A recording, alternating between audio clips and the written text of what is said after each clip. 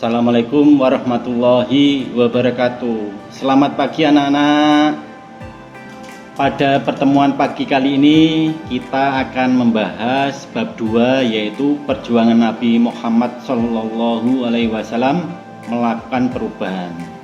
Tentunya dalam hal ini ada di kota Madinah. Untuk itu sebelum kita mulai, mari bersama-sama kita membaca basmalah. Bismillahirrahmanirrahim. Oke. Yang pertama, langkah-langkah awal dakwah Nabi Muhammad SAW di Madinah. Nabi Muhammad SAW tiba di kota Madinah tahun 622 Masehi.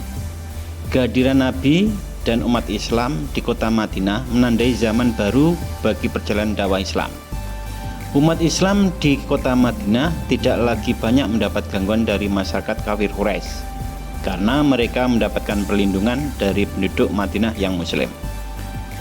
Dengan diterimanya Nabi Muhammad dan umat Islam oleh masyarakat Madinah, maka Nabi memberikan gelar kepada umat Islam di Madinah dengan sebutan kaum Ansor, yaitu kelompok masyarakat yang menjadi penolong. Sementara umat Islam yang datang dari Mekah diberi nama kaum Muhajirin. Hijrah Nabi Muhammad SAW merupakan cara membangun masyarakat baru ajaran Islam. Selain perintah dari Allah, hijrah Nabi karena masyarakat Madinah atau Yasrib, kabilah Aus dan Khazraj mengharapkan kedatangannya sesuai baiat mereka di Aqabah 1 dan Aqabah 2. Setelah kedatangan Nabi, lalu beliau menentukan langkah-langkah utama dalam rangka membangun masyarakat baru. Adapun langkahnya yang pertama, yaitu pembangunan masjid sebagai pusat dakwah. Langkah pertama yang dilakukan Nabi setibanya di Madinah adalah membangun masjid. Masjid yang pertama dibangun adalah Masjid Nabawi.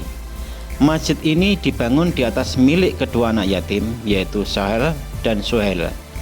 Tanah tersebut dibeli oleh Nabi untuk pembangunan masjid dan untuk tempat tinggal. Meski tanah tersebut diberikan secara cuma-cuma, tetapi Nabi tidak mau, lalu membelinya. Di tanah tersebut terdapat pohon kurma dan makam tua. Lalu Nabi memerintahkan untuk menebang pohon kurma dan memindahkan makam tersebut guna pembangunan masjid.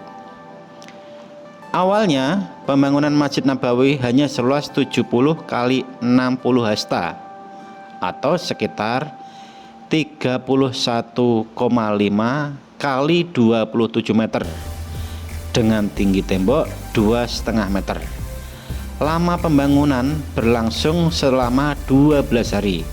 Setelah jamaah bertambah banyak, maka Masjid Nabawi diperluas menjadi 45 kali 45 meter dengan penambahan ketinggian 3 meter. Masjid memiliki multifungsi antara sebagai tempat melaksanakan ibadah sholat. Setiap muslim semestinya selalu terikat dengan masjid. Keberadaan masjid diharapkan keimanan dan ketakwaan setiap muslim akan senantiasa terjaga dan terpelihara. Selain itu, fungsi masjid sebagai pusat kegiatan dakwah, pendidikan, dan pengajaran keagamaan, tempat pengadilan berbagai perkara yang muncul di masyarakat, musyawarah, dan lain sebagainya.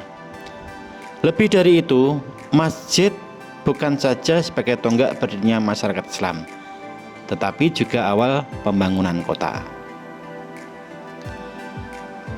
Yang B, mempersaudarakan kaum muslimin. Langkah selanjutnya yang dilakukan oleh Nabi yaitu mempersatukan dalam ikatan persaudaraan kaum muslimin yang berasal dari Mekah yang dikenal dengan Muhajirin dengan penduduk asli Madinah yang disebut Ansor. Dengan persaudaraan tersebut, Nabi telah menciptakan suatu persaudaraan baru, yaitu persaudaraan berdasarkan iman atau agama yang menggantikan persaudaraan yang berdasarkan darah. Diceritakan ketika hijrah di Madinah, Abdurrahman bin Auf tidak membawa harta kekayaannya yang ada di Mekah. Artinya ia tiba di Madinah sebagai orang biasa yang tidak kaya berlebihan.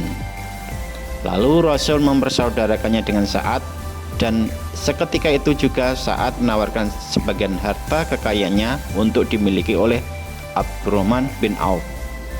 Namun meski begitu, Abdurrahman bin Auf menolak tawaran Sa'ad secara halus dan memilih untuk berniaga kembali, memulai segala usahanya dari nol.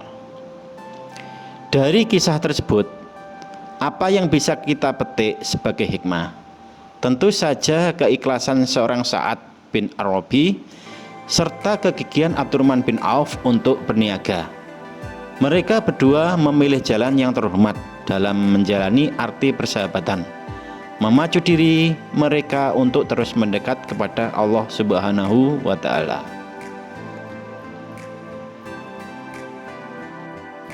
Selanjutnya C, perjanjian dengan masyarakat Yahudi Madinah.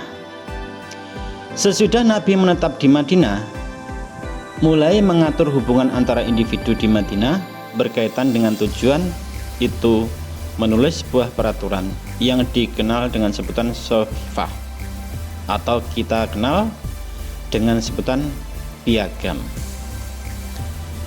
Sebelum piagam tersebut ditulis, Nabi mengajak musyawarah sahabat Ansor, Muhajirin, dan masyarakat Yahudi untuk merumuskan pokok-pokok pemikiran yang akan dijadikan undang-undang.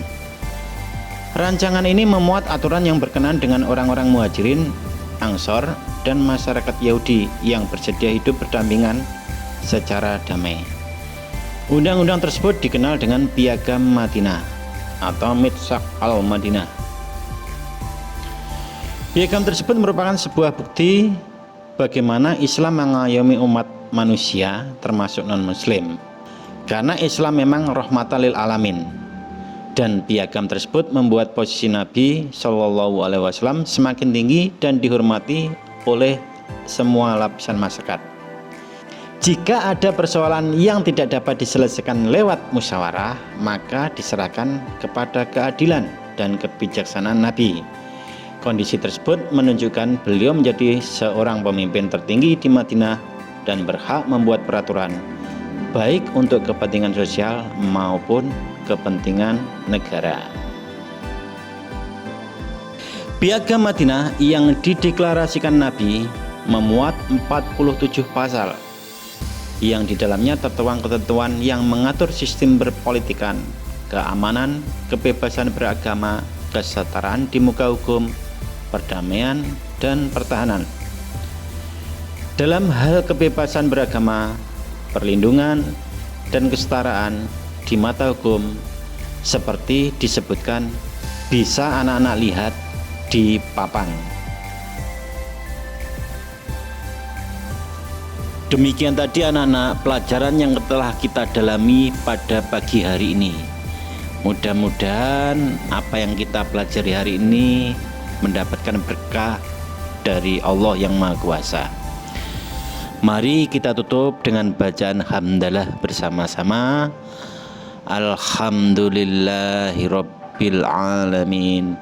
Dari Bapak kurang lebihnya mohon maaf. Assalamualaikum warahmatullahi wabarakatuh.